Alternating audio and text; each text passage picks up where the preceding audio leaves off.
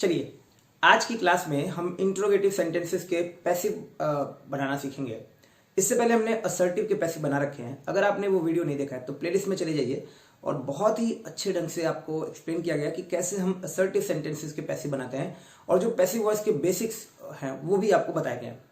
अगर आपने टेंस नहीं दिखा है तो सबसे पहले आप टेंस कवर कीजिए, क्योंकि अगर आपने टेंस नहीं सीखा तो फिर पैसिव करने का कोई मतलब नहीं है। तो जो भी बच्चे पहली बार इस क्लास में हैं वो प्लीज इस क्लास से चले जाएं। ये क्लास आपके लिए नहीं है। अगर आपको टेंस का स्ट्रक्चर नहीं क्लियर है, अगर आपको पैसिव का बेसिक्स नहीं क्लियर है, तो ये क्लास आपके किसी काम का नहीं है। आप कहीं से भी सीख के आइए, लेकिन पहले उसको सीखिए फिर ये क्लास कंटिन्यू करिए। आज की इस क्लास में जो पैसिव वॉइस है वो इंट्रोगेटिव सेंटेंसेस के, तो ये थोड़ा सा डिफिकल्ट होता है असर्टिव से। तो क्लास को बड़े ध्यान से सुनिएगा, बहुत ध्यान से देखिएगा। मैं आपको बहुत ही आसान तरीके से, बहुत ही अच्छे तरीके से और बहुत ही अच्छे ढंग से एक्सप्लेन करते हुए बताऊंगा। अगर आप मेरी क्लास स्टार्टिंग से देख रहे होगे तभी आपको और ज्यादा अच्छा समझ में आने वाला है। ठीक, तो देखिए यहाँ पे सबसे पहले मैंने बी की फॉर्म लिख रखी है। बी की फॉर्म होती है, प्योर फॉर्म बी होती है, first form is am are, second form was were और third form been ING form being होती है। बी या बी की किसी फॉर्म की हेल्प से जब हम वर्ब की थर्ड फॉर्म लगाते हैं तो पैसिव फॉर्म करते हैं। जब कभी भी हमें प्रेजेंट इंडेफिनिट का पैसिव बनाना होता है तो इज एम आर प्लस वी3, पास्ट इंडेफिनिट का पैसिव बनाना हो तो वॉज वर प्लस वी3। जो भी कॉन्टिन्यूअस टेंस है, प्रेजेंट कॉन्टिन्यूअस और पास्ट कॉन्टिन्यूअस, इन्हीं दो के पैसिव बनाते हैं हम। तो वहां पे हम is am are plus being ये वाला और प्लस वी3, और पास्ट कॉन्टिन्यूअस के लिए was were plus being plus वी3। जो भी परफेक्ट टेंस है उसमें ऑलरेडी एक्टिव वॉइस में वी3 लगी ही होती है, तो खाली बस बीन चिपकाना होता है बीच में। तो has been, have been plus वी3 प्रेजेंट परफेक्ट, हैड बीन वी3 पास्ट परफेक्ट और will have been, shall have been वी3 फ्यूचर परफेक्ट का पैसिव हो जाएगा। जो भी आपके मॉडल्स हैं जैसे विल, शैल, कैन, कुड, इन सब के पैसिव बनाने के लिए हम प्योर फॉर्म बी का यूज करते हैं। तो विल बी, शैल बी वी3, कैन बी वी3, शुड बी वी3। इसके अलावा मैंने ये स्ट्रक्चर लिख रखा है एक बार सेंटेंस का। He writes a letter, he does not write a letter, does he write a letter, does he not write a letter, why does he write a letter and why does he not write a letter. इनको लिखने का सिर्फ एक मतलब है, मैं आपको ये समझाना चाहता हूं कि जो इंट्रोगेटिव सेंटेंसेस होते हैं उनमें हेल्पिंग वर्ब सब्जेक्ट के पहले आती है। ये बात मैं पहले कई बार कह चुका हूं, लेकिन जब भी मैं कोई क्लास स्टार्ट करता हूं तो मुझे लगता है जो भी उसमें छोटी छोटी चीजें, जैसे मैं पैसिव के बेसिक्स बता चुका था, बट फिर भी मैंने इनको लिखा एक बार फिर से, ताकि मैं वो एक बार रिवाइज करा सकूं, रिकॉल करा सकूं। तो यहां पे कहने वाली बात ये थी कि जो हेल्पिंग वर्ब होता है ना वो सब्जेक्ट के पहले आता है। इंट्रोगेटिव वर्ड उतना इंपॉर्टेंट नहीं होता है जितना कि हेल्पिंग वर्ब सब्जेक्ट के पहले आना। ये बात आप नरेशन में और अच्छे से समझ पाओगे कि क्यों हेल्पिंग वर्ब सब्जेक्ट के पहले लिखा जाना चाहिए। क्योंकि जब इंट्रोगेटिव सेंटेंसेस को नरेशन में हम चेंज करके असर्टिव में करते हैं तो वहां पे इसकी वैल्यू समझ में आती है, हेल्पिंग वर्ब का सब्जेक्ट के पहले होना और हेल्पिंग वर्ब का सब्जेक्ट के बाद होना। इंट्रोगेटिव वर्ड वहां पे सेकेंडरी बन जाएगा। ठीक है, तो ये इतना इंपॉर्टेंट नहीं जितना ये इंपॉर्टेंट है। ऑब्वियस सी बात है कि क्वेश्चन मार्क तो इंपॉर्टेंट है ही है, लेकिन सबसे जरूरी है आपको ये ध्यान रखना है कि हेल्पिंग वर्ब हमारा सब्जेक्ट के पहले होगा। ठीक है, तो चलिए आज की क्लास को स्टार्ट करते हैं।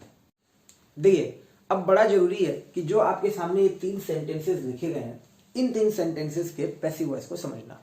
ठीक है, तो सबसे पहले एकदम इत्मीनान से, बहुत ध्यान से इन 3 सेंटेंसेस के मैं पैसिव वॉइस बड़े आराम से बनाऊंगा। आप इनको बहुत ध्यान से समझने की कोशिश करिएगा। पहला सेंटेंस हमारे पास, डज ही स्पीक मराठी। अगर मैं आपसे कहूं कि मुझे इस सेंटेंस का टेंस बताइए तो आप कहोगे प्रेजेंट इंडेफिनिट टेंस। ये बात तो आप क्लियर करके आए होंगे पहले की क्लासेस से।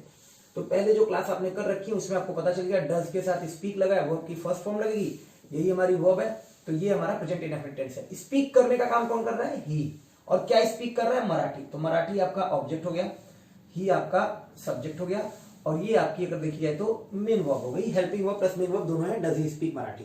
प्रेजेंट इंडेफिनिट टेंस है। प्रेजेंट इंडेफिनिट टेंस का पैसिव बनता है इज एम आर के साथ वी3। क्लियर है आपको? इज एम आर के साथ वी3। तो आप अगर ध्यान रखिएगा, प्रेजेंट इंडेफिनिट का जब पैसिव बनाओगे तो ये डज जो हेल्पिंग वर्ब है ये गायब हो जाएगी, क्योंकि उसमें इज एम आर, जैसे मान लो आप लिखा रहता है ही राइट्स, या आप लिख दो he speaks Marathi, he speaks Marathi. तो इसका पैसिव क्या बनाओगे? Marathi is spoken by him. Marathi is spoken by him, ये लिखोगे। ही स्पीक्स मराठी, तो इसका पैसिव बनाओगे Marathi is spoken by him.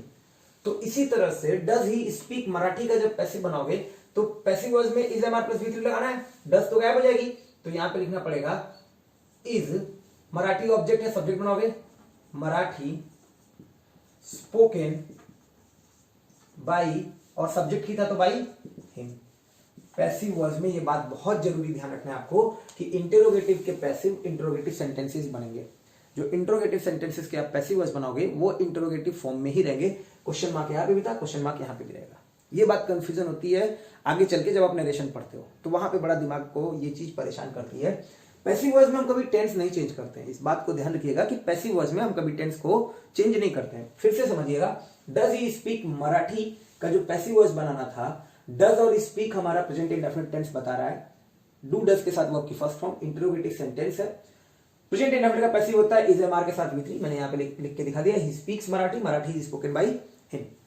तो इसको बनाते समय हमने ये क्या काम किया कि इज एम आर वर्ब की थर्ड फॉर्म। अभी इज पहले क्यों लिखा डज की जगह पे, क्योंकि इंटरोगेटिव है, हेल्पिंग वर्ब सब्जेक्ट के पहले, तो मराठी के पहले। यही बात तो अभी थोड़ी देर पहले मैं आपको समझाना चाह रहा था, और इसी वजह से समझाना चाह रहा था कि आप गलती मत करो।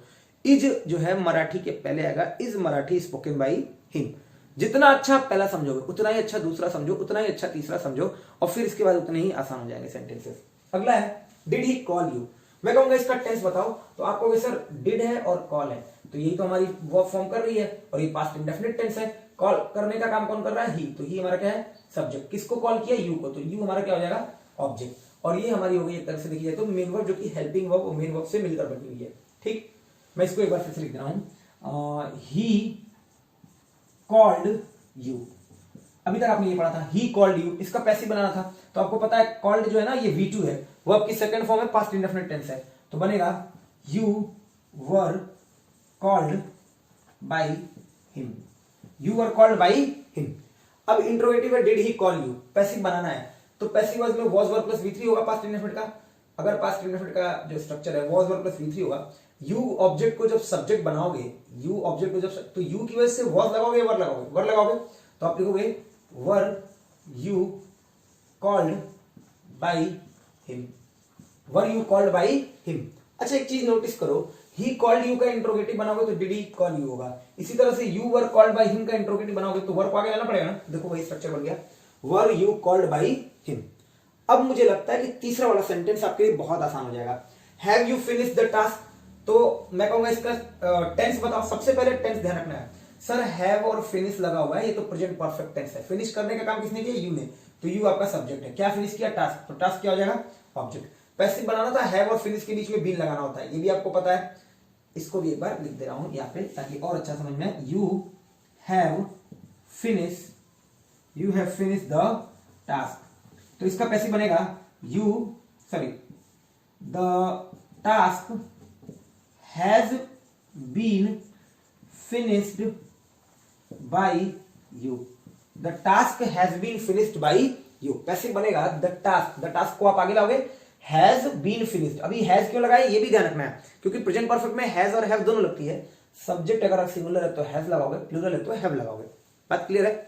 अब वापस यहीं आ जाओ, तो बनाओगे पैसिव, द टास्क को सब्जेक्ट बनाओगे तो इस हैव की जगह पे हैज करना पड़ जाएगा। यहाँ पे हेल्पिंग वर्ब हमारी सब्जेक्ट के पहले ही रहेगी, है ना, तो हो जाएगा the task has the task. Have the task क्यों नहीं लिखा, क्योंकि जब ऑब्जेक्ट को हमने सब्जेक्ट बनाया तो हमने ये देख लिया कि इसकी वजह से हैज लगाना पड़ेगा।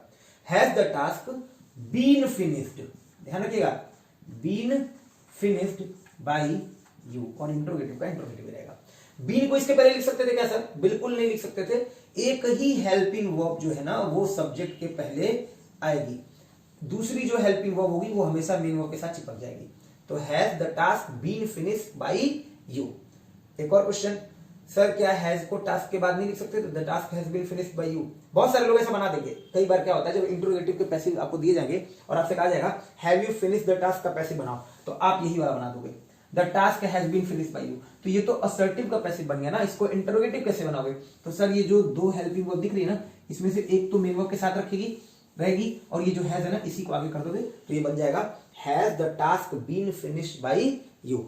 अगर आपको ये 3 सेंटेंसेस नहीं समझ में आए तो वापस से इस वीडियो को यहीं पे रोकिए, इन 3 सेंटेंसेस को फिर से समझिए, फिर से सीखिए, फिर इसकी आगे देखिए। अब जो ये 3 सेंटेंसेस है ना, बहुत ही आसान है इन 3 सेंटेंसेस को बनाना। जितना अच्छा आपने इससे पहले सीखा उतना ही आसान अब होता जाएगा। Were you washing my dress, अगर मैं आपसे पूछूं कि इस सेंटेंस का मुझे आप टेंस बताइए, तो आप कहोगे सर वॉज वर्ब के साथ वर्ब की आईएनजी फॉर्म, ये तो पास्ट कॉन्टिन्यूअस टेंस है, ये तो पास्ट कॉन्टिन्यूअस टेंस है। और अगर आपने ध्यान दिया हो तो पास्ट कॉन्टिन्यूअस टेंस के पैसिव बनाते समय उसमें बीइंग लगाना पड़ता था, was verb plus being plus verb की third form. He was playing cricket तो बनाते थे cricket was being played by him. ध्यान से सुनना, ही वॉज प्लेइंग क्रिकेट तो cricket was being played by him. तो उसी तरह से बन जाएगा were you washing my dress, wash करने का काम कौन कर रहा है, यू, तो यू क्या हो जाएगा, सब्जेक्ट। क्या वॉश कर रहा है, ड्रेस, तो ड्रेस क्या हो जाएगा, ऑब्जेक्ट। ऑब्जेक्ट को सब्जेक्ट बनाओगे, जब ऑब्जेक्ट को सब्जेक्ट बनाओगे माई ड्रेस को, तो माई ड्रेस की वजह से वर नहीं लगाना पड़ेगा, माई ड्रेस की वजह से वॉज लगाना पड़ेगा। यही बात आपको सबसे ज्यादा ध्यान रखनी है पैसिव में, कई बार यहां पे भी गलती करते हैं बच्चे। तो जब माई ड्रेस को सब्जेक्ट बनाओगे तो माई ड्रेस की वजह से वॉज लगाना पड़ेगा, और वॉज माई ड्रेस के पहले रहेगा क्योंकि ये इंट्रोगेटिव है। तो was my dress being washed bye you, और इंट्रोगेटिव का साइन लगेगा। अब दो तीन बातें हैं जो मैं बहुत बार क्लियर कर रहा हूं और एक बार फिर से क्लियर कर रहा हूं और हर बार क्लियर करता रहूंगा। सर क्या ये वॉज माई ड्रेस के बाद रखा जा सकता है, बिल्कुल रखा जा सकता है, तब ये असर्टिव का पैसिव बन जाएगा। My dress was being washed bye you, तब ये असर्टिव का पैसिव बनेगा। इंट्रोगेटिव की पहचान ही होती है कि हेल्पिंग वर्ब सब्जेक्ट के पहले आएगा। तो एक बात आप यहां पे देख रहे हो वर्ड है तो इसीलिए वॉज से स्टार्ट किया। दूसरी बात, माई ड्रेस के बाद जो बीइंग लिखा है इसको भी पहले लिख सकते हैं, नहीं लिख सकते, बीइंग को इसके पहले नहीं लिख सकते, एक ही हेल्पिंग वर्ब पहले लिखी जाएगी, दूसरी वाली जो हेल्पिंग वर्ब का काम कर रहा है ये इसको मेन वर्ब के साथ ही चिपका कर रखेंगे। तो was my dress being washed bye you, समझ में आ गई बात बहुत आसानी से। अगला देखो, विल यू चीट हिम, क्या तुम उसको चीट करोगे। मैं टेंस पूछूंगा आपको कि सर विल के साथ चीट लगा है, विल मॉडल है लेकिन फ्यूचर टेंस में फ्यूचर टेंस में हम फ्यूचर दिखाने के लिए काम आता है। तो विल चीट जो है फ्यूचर इंडेफिनिट टेंस है, चीट करने का काम कौन कर रहा है, यू, तो यू क्या हो जाएगा, सब्जेक्ट। किसको चीट कर रहा है, हिम को, तो हिम क्या हो जाएगा, ऑब्जेक्ट। सर पैसिव बनाना था, विल बी प्लस V3 होता है मॉडल का पैसिव, या विल प्लस V1 का passive. I will teach you, तो you will be taught by me, तो इसका बन जाएगा विल, हिम को सब्जेक्ट बनाओ तो he, be cheated by you, और फिर से interrogative sign, will he be cheated by you. बहुत सारे लोग इसका क्या बना देंगे, will he cheated by you, तो विल ही चीटेड और बी को गायब कर दोगे तो विल के साथ चीटेड नहीं आ सकता, विल के साथ चीटेड नहीं आ सकता। तो इसको ध्यान रखना है, विल यू चीट हिम, इसका पैसिव बनाते समय ऑब्जेक्ट को हमने सब्जेक्ट ही बनाया, विल को हम स्टार्टिंग में ही लिखेंगे सब्जेक्ट के पहले, तभी ये इंट्रोगेटिव का स्ट्रक्चर रह पाएगा। और पैसिव वॉइस में कभी टेंस चेंज नहीं होती है, टेंस अगर इंट्रोगेटिव में है तो इंट्रोगेटिव में ही रहेगी, मतलब सॉरी टेंस के साथ साथ स्ट्रक्चर जो है इंट्रोगेटिव है तो इंट्रोगेटिव ही रहेगा। तो will he be cheated by you बन पाएगा। बी जो है वो मॉडल का पैसिव होता है, विल बी प्लस V3, तो इस बी को मिस मत कीजिएगा, एक गलती, विल को ही के बाद मत लिखिएगा, दो गलती, अगर ही के बाद लिखेंगे तो ये असर्टिव का पैसिव बन जाएगा, यहाँ पे फुल स्टॉप लगाना पड़ेगा। और तीसरा ये कि बी को ही के पहले मत लिखिएगा, जो दूसरी वाली हेल्पिंग वर्ब है वो चीटेड के साथ ही रहेगी। ये बात मैं बार बार बोल रहा हूं ताकि अच्छे से समझ में आ जाए। अगला क्वेश्चन देखो, can you solve this question, again वही है, कैन और सॉल्व एक साथ बन जाएंगे, मॉडल प्लस V1, कौन सॉल्व करेगा, यू, तो सब्जेक्ट हो गया। क्या सॉल्व करेगा, तो दिस क्वेश्चन, तो ये क्या हो जाएगा हमारा ऑब्जेक्ट। पैसिव बनाना है, बहुत आसान है, कैन प्लस V1 का पैसिव, मॉडल प्लस V1 का passive, model plus B plus V3, तो दिस क्वेश्चन को सब्जेक्ट बनाओगे और यू को ऑब्जेक्ट बनाओगे। और कैन सॉल्व का पैसिव होता है can be solve, can say he start करना पड़ेगा, तो can this question be solve by you, और इंट्रोगेटिव का साइन। फिर से सुन लो, सर क्या इस बी को दिस क्वेश्चन के पहले ला सकते हैं, बिल्कुल नहीं ला सकते। क्यों नहीं ला सकते, क्योंकि ये जो बी है ना ये सॉल्व के साथ लिखी जाएगी, हेल्पिंग वर्ब जो होती है वो एक ही मानी जाएगी और इसी को सब्जेक्ट के पहले लिखेंगे। तो कैन को दिस क्वेश्चन के पहले लिखेंगे और बी को सॉल्व के साथ लिखेंगे। सर क्या कैन को दिस क्वेश्चन के बाद ला सकते हैं, बिल्कुल ला सकते हैं, बट वो असर्टिव का पैसिव बन जाएगा, तब हो जाएगा this question can be solve by you, तब यहां फुल स्टॉप लगाना पड़ेगा और ये असर्टिव सेंटेंस का पैसिव होगा। जब आप बोलोगे you can solve this question, you can solve this question, तो इंटरोगेटिव सेंटेंस है तो इसका पैसिव भी इंटरोगेटिव में ही रहेगा, कैन से स्टार्ट किया था कैन से ही रहेगा, सॉल्व की जगह पे बी सॉल्व लिखना पड़ेगा, इसका पैसिव बनाते समय मॉडल प्लस V1 का model plus B plus V3 होता है। दिस क्वेश्चन को सब्जेक्ट बना दिया, यू को ऑब्जेक्ट बना दिया। इतनी बात समझ में आ गई, बोलो क्लियर है। तो देखो आज की क्लास थोड़ी छोटी ही रखी मैंने ताकि इंटरोगेटिव के जो बेसिक्स हैं वो आपको समझ में आ जाए। अब इसके बाद जो क्लास होगी उसमें हम इंटरोगेटिव वर्ड से जो पैसिव वॉइस बनाने होंगे, मतलब इंटरोगेटिव वर्ड से जो बनने वाले सेंटेंसेस हैं उनके पैसिव वॉइस बनाना सीखेंगे। वो भी छोटी सी क्लास होगी, 15 या 20 मिनट की क्लास वो भी होगी, तो वहां पे आप उसको कवर कर लोगे। तो ये 2 क्लासेस मिलाकर आपके इंट्रोगेटिव सेंटेंसेस के पैसिव आपके बनने लगेंगे। तो आज की क्लास आपको समझ में आई होगी, आई होप। और अगर नहीं समझ में आई है तो फिर से इस वीडियो को पूरा देखिए, अच्छे से देखिए, और मैं ये उम्मीद करता हूं कि ऐसा हो ही नहीं सकता कि आपको समझ में ना आए। Thank you.